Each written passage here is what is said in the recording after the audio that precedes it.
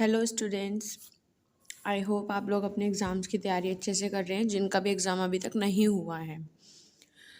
और मैं इस वीडियो में लेकर आई हूँ जो मैकेनिकल और सिविल स्टूडेंट्स का क्वेश्चन पेपर फिज़िक्स का जो हो चुका है ना उन लोगों का, तो उसका डिटेल्स थोड़ा सा मैं आपको समझाने के लिए लेकर आई हूँ इस वीडियो में।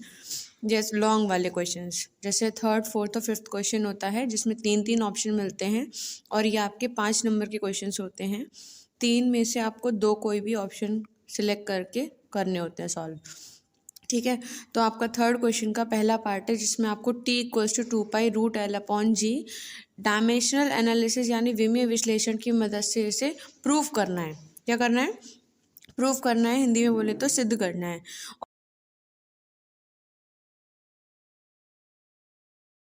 और ये मैं आपको क्लास में करवा चुकी हूँ, इसको अच्छे से करके जाइएगा। ठीक है, अभी यहीं से विमीय विश्लेषण से 3 चीज़ें और होती हैं, उनको करके जाओ। जैसे कि अभी ऐसा क्वेश्चन इसमें पूछ लिया तो ऐसा ही तो सेम नहीं पूछेगा, हो सकता है आपके पेपर में ये पूछ ले कि T=2π√L/G को से सही साबित करो। ठीक है, एक विमीय विश्लेषण से हमने 4 चीज़ें सीखी थी कि या तो किसी समीकरण को निकालो, या फिर किसी समीकरण को सही या गलत बताओ।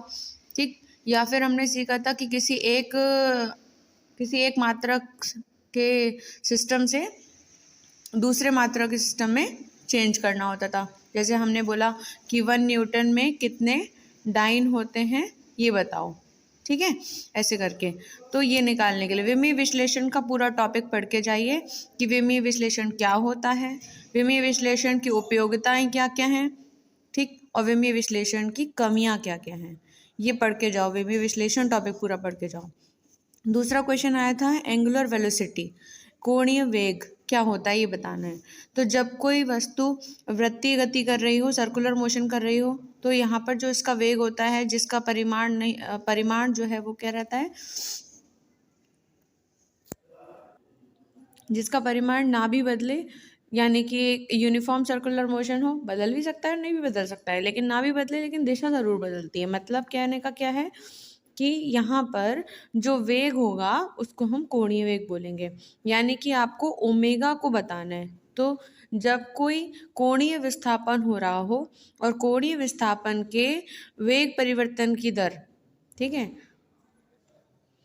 किसी वस्तु के वृत्तीय गति करने पर उसके कोणीय विस्थापन के परिवर्तन की दर को किसके सापेक्ष, समय के सापेक्ष कोणीय विस्थापन के परिवर्तन की दर को कोणीय वेग कहते हैं। ऐसे बताना है, इसको ओमेगा से दर्शाते हैं।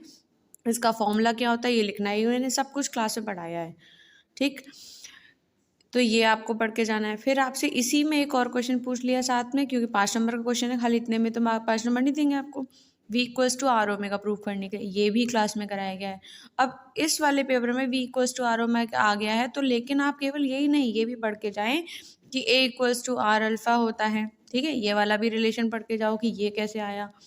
ठीक, मतलब कि कोई भी क्वेश्चन पेपर से जब आप रिवीजन कर रहे हो कि प्रीवियस ईयर पेपर कर रहे हैं हम, तो भाई तो प्रीवियस ईयर पेपर करने का मतलब ये नहीं है कि उसमें जो क्वेश्चन पूछा गया था बस वो रट लिया। तरीका ये होता है कि अगर प्रीवियस ईयर पेपर में आपसे एक ही क्वेश्चन पूछा गया तो टॉपिक देखो क्या टॉपिक पूछा गया है। अब विमीय विश्लेषण था तो विमीय विश्लेषण का जो भी चीज़ें हैं सिलेबस में वो सब पढ़ लो। ऐसे ही आपका कोणीय वेग और ये है, यहाँ से रिलेटेड जो चीज़ें हैं, यहाँ से रिलेटेड मतलब वृत्तीय गति में जितनी भी चीज़ें आपने पढ़नी है वो सब पढ़ लो। वृत्तीय गति में क्या क्या है आपका, कोणीय विस्थापन, कोणीय वेग, कोणीय त्वरण, फिर आपका आता है सेंट्रीपेटल यानी कि अभिकेंद्रीय बल, अभिकेंद्रीय त्वरण, centripetal force and centripetal acceleration. ठीक है, फिर आता है आपका एक आखिरी टॉपिक, साइकिल सवार की वृत्तीय पथ पर गति जो होती है उसमें क्या होता है, उसका सड़क की ओर वो झुकाव क्यों होता है, वो वाला क्वेश्चन। तो वृत्तीय गति में ये कुछ 5-6 चीज़ें हैं, बस इनको पढ़ के जाइए तो यहीं से क्वेश्चन एक फंस जाएगा। फिर आपसे एक सवाल पूछ लिया गया है कि पहियों में मडगार्ड क्यों लगाया जाता है। जैसे साइकिल होती है, बाइक्स होती हैं, उनमें पहियों में मडगार्ड क्यों लगाते हैं। तो ये क्वेश्चन आपका इम्पल्स से है। अब मैं जानती हूँ कि ये क्वेश्चन आपको नहीं पढ़ाया गया मान लीजिए, लेकिन अगर आप लोगों ने इम्पल्स टॉपिक को, आवेग टॉपिक को सही से समझा होता तो इसमें भी आप लोग दिमाग लगा लेते। और वैसे आपके पास में देखो 3 ऑप्शन है, इसमें से 2 चीज़ें तो ऐसी हैं जो कि पढ़ाई हुई हैं और बेहतरीन तरीके से पढ़ाई हैं। अगर किसी ने पढ़ी हो तो अच्छे से कर लेगा। ठीक है, ये 5-5 10 नंबर ये अच्छे अच्छे से हो गए आप लोगों के। फिर अगर आपको मान लो इनमें से कुछ भूल गए हो या ये करना है नहीं पढ़ पाए, तो फिर आप लोगों को आवेग टॉपिक अगर अच्छे से पढ़ा होता तो ये भी क्वेश्चन बेटर तरीके से हो सकता है कि आवेग क्या होता है। बहुत ही कम समय अंतराल के लिए कोई बल लगाया गया हो तो उसको हम कहते हैं आवेग, यानी इम्पल्स, यानी बहुत स्मॉल इंटरवल ऑफ टाइम के लिए कोई हाईएस्ट फोर्स यानी कि बहुत ही ज़्यादा मैक्सिमम फोर्स लगाया जा रहा है तो उसको क्या कहते हैं, हम इम्पल्स कहते हैं। तो यहाँ से इसका रिलेशन है कि जब जैसे ब्रेकर पे आकर कभी साइकिल या बाइक झटका लेती है तो अगर मडगार्ड नहीं होगा तो फिर वहाँ पे पहिए के ट्यूब टायर को और जो इंसान उस पर बैठा होता है उसको काफ़ी ज़्यादा फोर्स लगेगा। और ज़्यादा फोर्स लगने से क्या होगा कि ज़्यादा बल लगने का क्या मतलब है, वहाँ पर झटका ज़्यादा लगेगा। ठीक है, वो चीज़, उससे बचने के लिए मडगार्ड लगाया जाता है। इम्पल्स से क्वेश्चन है ये। फिर आ जाते हैं क्वेश्चन नंबर 4 के पहले पार्ट पे। इसमें देखो कितना आसान सा सवाल पूछा गया कि सामर्थ्य और ऊर्जा बताइए क्या होता है। पावर, एनर्जी क्या होता है। तो पावर बताना था, मैंने आपको बताया हमेशा पावर क्या होती है, शक्ति। कार्य करने की क्षमता को शक्ति कहते हैं, सामर्थ्य कहते हैं। इतना आसान से ही क्लास में मैंने बेसिक बेसिक चीज़ें पढ़ाई है। ठीक है, फिर ऊर्जा क्या होता है। ठीक, कार्य करने के लिए हमें किसकी आवश्यकता होती है, ऊर्जा की आवश्यकता होती है। यही वाला आपको इसमें लिखना था। अब एनर्जी के 2 टाइप्स होते हैं वो बता देने हैं कि ये गतिज ऊर्जा होती है और स्थितिज ऊर्जा भी होती है। और इन दोनों का जो सम होता है यानी काइनेटिक एनर्जी गतिज ऊर्जा और पोटेंशियल एनर्जी यानी स्थितिज ऊर्जा का जो टोटल होता है उसको हम कहते हैं मैकेनिकल एनर्जी यानी कि यांत्रिक ऊर्जा। थोड़ा सा इसमें ये बताना है, मतलब थोड़ा थोड़ा एक्सप्लेन करना है क्योंकि 5 नंबर का क्वेश्चन है। तो 2-3 नंबर का तो ये दोनों मान लो कि सामर्थ्य और ऊर्जा पूछ लिया, मतलब 3-3 4-4 बातें कम से कम इन दोनों के बारे में बतानी है। फिर आपको इसी में 2 नंबर का एक थोड़ा सा और ऐड करके क्वेश्चन पूछ लिया कि P/F बताओ। उन्होंने ऐसे नहीं बोला कि P/F बताओ, इन्होंने बोला कि क्वेश्चन में बोला कि कोई वस्तु है उस पर F फोर्स लगाया गया और वो V वेग से गति कर रही है, तो आप बताइए कि सामर्थ्य और ऊर्जा में क्या संबंध होगा, इस तरीके से। ठीक है, तो हमको ये संबंध अगर पहले से पढ़ा हुआ होगा तो समझ में आ जाएगा कि ये वाली बात पूछी गई है। क्योंकि कई बार आपको सीधे सीधे नहीं पूछेगा, मैंने कहा था कि आपको घुमा के पूछ लिया गया कि किसी वस्तु पर बल F लगाया और वो V वेग से गति कर रही है तो सामर्थ्य क्या होगा या फिर सामर्थ्य और ऊर्जा में संबंध क्या होगा। तो वो ये होता है P/F.V, यानी dot product of force and velocity, यानी कि बल और वेग का अदिश गुणा। ठीक है, तो क्या निकल के आता है, सामर्थ्य निकल के आता है। ये वाला रिलेशन डिराइव करना है यानी निकालना है वहाँ पर। तो ये आपको 5 नंबर की मिलेगा। ये 3 नंबर का पूछ लिया और ये 2 नंबर का। फिर दूसरा पार्ट में आते हैं जिसमें पूछा है थ्योरम ऑफ पैरेलल एक्सिस। ठीक, अब जैसे इस क्वेश्चन में पावर और एनर्जी वाली बातें की गई, तो पावर और एनर्जी से रिलेटेड जो भी चीज़ें हैं आपके सिलेबस में क्या है और क्या टॉपिक्स हैं इंपॉर्टेंट वो सब मैंने पढ़ाए हैं, तो उससे रिलेटेड सब पढ़ लो। थ्योरम ऑफ पैरेलल एक्सिस का है। ठीक, थ्योरम ऑफ पैरेलल एक्सिस है और इसमें आपके साथ में एक और होती है theorem of perpendicular axis. Theorem of perpendicular axis और थ्योरम ऑफ पैरेलल एक्सिस दोनों को देखना।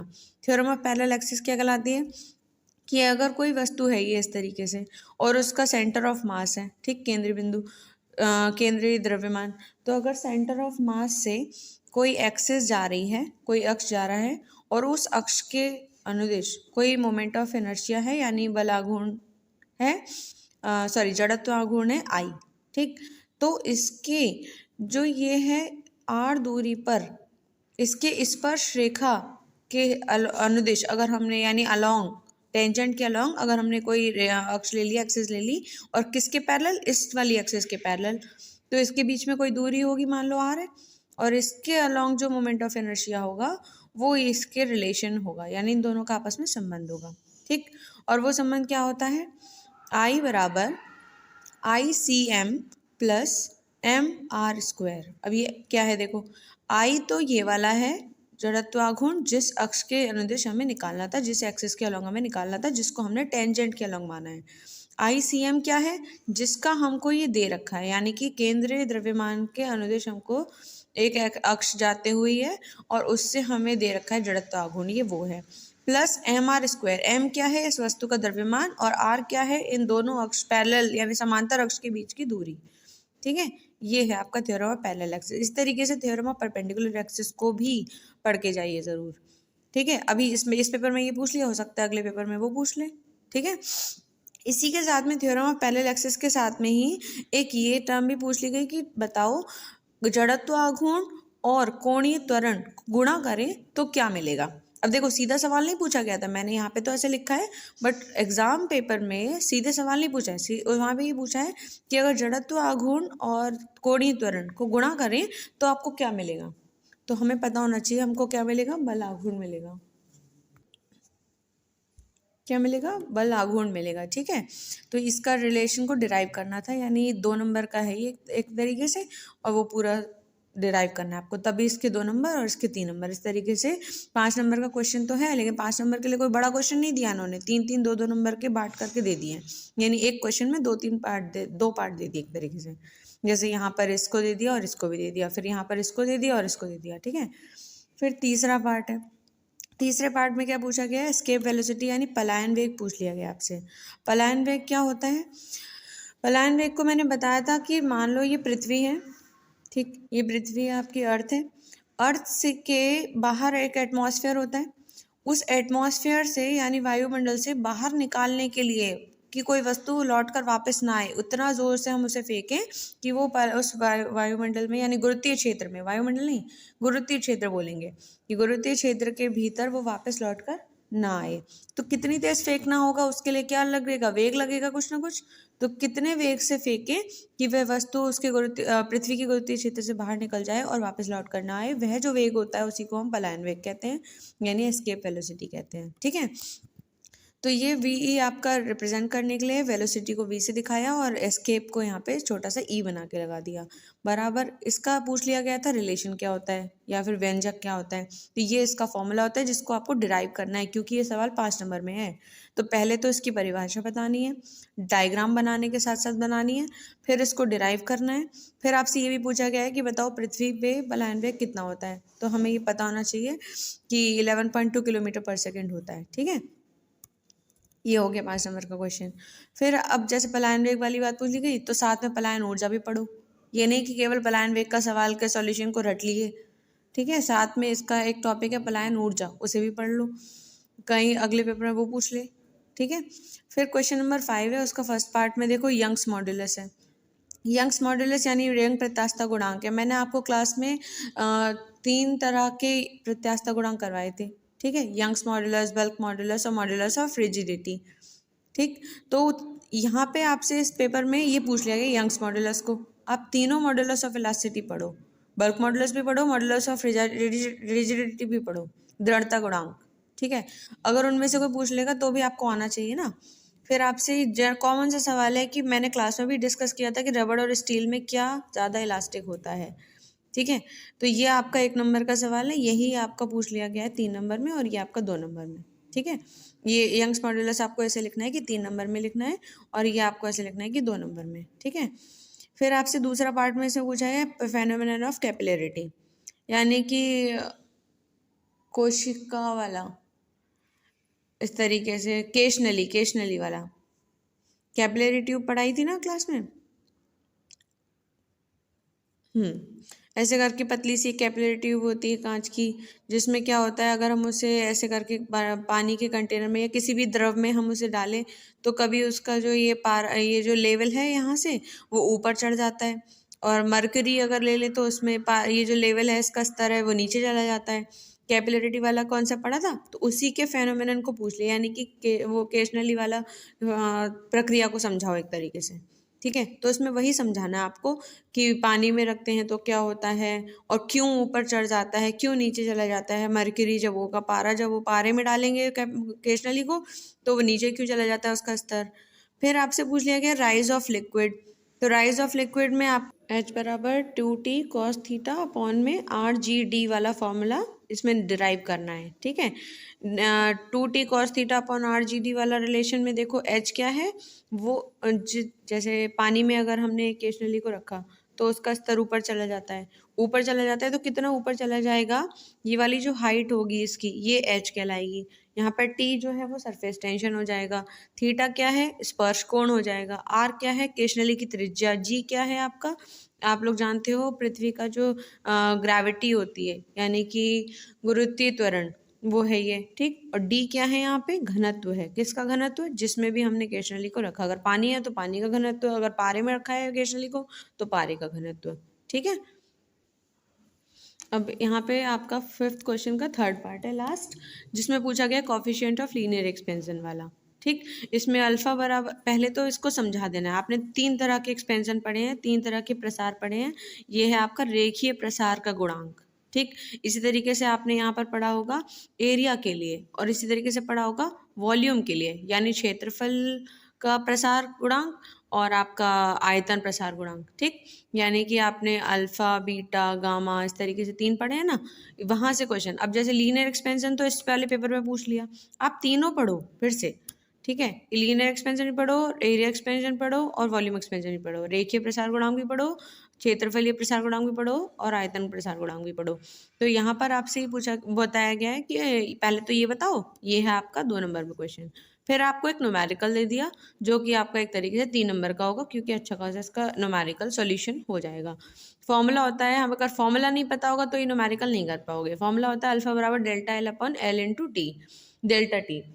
यहाँ पर देखो अल्फा क्या है रेखीय प्रसार का गुणांक है, डेल्टा एल क्या है, अगर ये एक मान लो कॉपर का बार है, टुकड़ा है, तो इसकी अगर हमने टेम्परेचर इसको बढ़ाया यानी इसको टेम्परेचर हीट दिया, गर्म किया, तो इसका जो लंबाई है वो बढ़ जाएगी, ठीक। अब लंबाई जो बढ़ेगी रेखीय प्रसार गुणांक जो होगा, सॉरी रेखीय प्रसार जो होगा यानी लीनियर एक्सपेंशन जो होगा वो कितना होगा। अब अगर इसकी लंबाई पहले एल थी तो लंबाई में कुछ परिवर्तन हुआ तो वो डेल्टा एल होगा, जो परिवर्तन है वो डेल्टा एल से दिखाएंगे। और इसका जो हमने टेम्परेचर यानी हीट दी, इसको हमने गर्म किया, तो टेम्परेचर में भी तो परिवर्तन होगा, कुछ ना कुछ ताप परिवर्तन होगा, ये वो डेल्टा टी है। तो ये फॉर्मूला आपको पता होना चाहिए। तो आपसे क्वेश्चन में ये पूछा गया है कि पहले उसका तापमान 15 डिग्री सेल्सियस था, फिर उसका तापमान 35 डिग्री सेल्सियस कर दिया यानी तापमान बढ़ा दिया, उसे और ज़्यादा हीट देने लगे, और उसकी लंबाई जो थी वो 80 सेंटीमीटर थी, यानी लंबाई यहाँ पे कितनी दे रखी है 80 सेंटीमीटर दे रखी है, ठीक। और डेल्टा एल यानी रेखीय प्रसार कितना होगा, यानी लंबाई में परिवर्तन कितना होगा ये पूछा गया आपसे, और यहाँ पर रेखीय प्रसार गुणांक दे रखा है, ठीक है। तो यहाँ पर अल्फा बराबर, यहाँ पर डेल्टा एल की जगह पे हमको पता करना है तो इसको ऐसे ही रख देंगे, और एल की जगह पे रख देंगे 80 सेंटीमीटर, और डेल्टा टी की जगह पे क्या रख देंगे 35 में से 15 घटा के, यानी कि डेल्टा टी है मतलब तापमान में परिवर्तन। अब यहाँ पे पहला तापमान ये है, दूसरा तापमान ये है, तो परिवर्तन कर दो, यानी 35 में से 15 को घटा दो, और अल्फा की जगह पे क्या रख दो, अल्फा की जगह पे मान रख दो 1.7 इंटू 10 की पावर माइनस का 5 और पर डिग्री सेल्सियस यानी अपॉन में डिग्री सेल्सियस। अब आपको यहाँ से डेल्टा एल निकालना है, तो डेल्टा एल को आप इधर ही छोड़ दो और इसको इधर ही रहने दो। 80 सेंटीमीटर और 35 में से 15 गए, यहाँ बचे 20, इन दोनों वैल्यूज़ को उठा के इधर ले जाके इससे गुणा कर दो, यानी कि 1.7 इंटू 10 की power minus 5 into 80 centimetre into 20 तापमान, इन तीनों की मल्टीप्लाई कर दो, जो आपका आंसर आएगा वो आपका लंबाई में परिवर्तन निकल के आ जाएगा, ठीक है। अब न्यूमेरिकल इस पे बेस्ड आ गया, ऐसे ही न्यूमेरिकल इन तीनों पे आ सकता है, तीनों टॉपिक्स पढ़ के जाने हैं फिलहाल। तो ये था एक्सप्लेनेशन क्वेश्चन पेपर के लॉन्ग क्वेश्चंस का। यहाँ पर आपके 9 क्वेश्चंस हैं देखो, और आपको 6 करने हैं कोई भी, और 3-3 में से आपको 2-2 चूज़ करने हैं। आप लोग अगर अपने बेस्ट 4 चैप्टर्स भी करके जाते हो तो आप लोगों का पेपर अच्छे नंबरों से पास होने से कोई नहीं रोक सकता, बस ये शर्त है कि 4 चैप्टर अच्छे से करके जाने हैं। अब मेरी बात आगे ध्यान से सुने, इस चैप्टर में यानी इस फिज़िक्स के पेपर के लिए आपको क्या करना है, आपका ये वाला पेपर जो अभी हुआ है, ठीक, जो सिविल के स्टूडेंट्स और मैकेनिकल्स के स्टूडेंट्स का ये जो पेपर का मैं एक्सप्लेनेशन लेके आई, ये वाला पेपर को पूरा अच्छे से सॉल्व करो, टॉपिक सिलेक्ट करके टॉपिक पढ़ो, टॉपिक क्लियर। इसी तरीके से आपका मिड सेमेस्टर का जो एग्ज़ाम हुआ था वहाँ से क्वेश्चंस उठाओ, और 2022 और 23 का और पेपर पढ़ लो। ठीक है, ये 4 पेपर से कोई टॉपिक्स उठा करके क्वेश्चंस को अच्छे से समझो, यानी टॉपिक्स को अच्छे से समझो और फिर उनके क्वेश्चंस करो कि क्वेश्चन को कैसे पूछा जा सकता है। क्योंकि क्या होगा, क्वेश्चन पेपर उठा के टॉपिक पे जाओगे तो आपको ये भी पता चलेगा कि क्वेश्चन पूछा कैसे जाता है, और टॉपिक तो पढ़े ही रहे हैं। ठीक है, तो ऑल द बेस्ट, बहुत अच्छे से तैयारी करना, सब लोगों का पेपर अच्छे से हो। बस विश ये है कि आप लोग बहुत अच्छे से तैयारी करें, जैसे जैसे मैंने आपको सिखाया है आज तक वैसे वैसे आप लोग फॉलो करें। और अभी भी आपको, हाँ एक बात और, कि इस पूरे एक्सप्लेनेशन में कोई पर्टिकुलर क्वेश्चन की वीडियो अगर आपको चाहिए कि कोई टॉपिक समझ नहीं आया तो वो आप मेरे को कमेंट सेक्शन में बता दें। Okay students, all the best.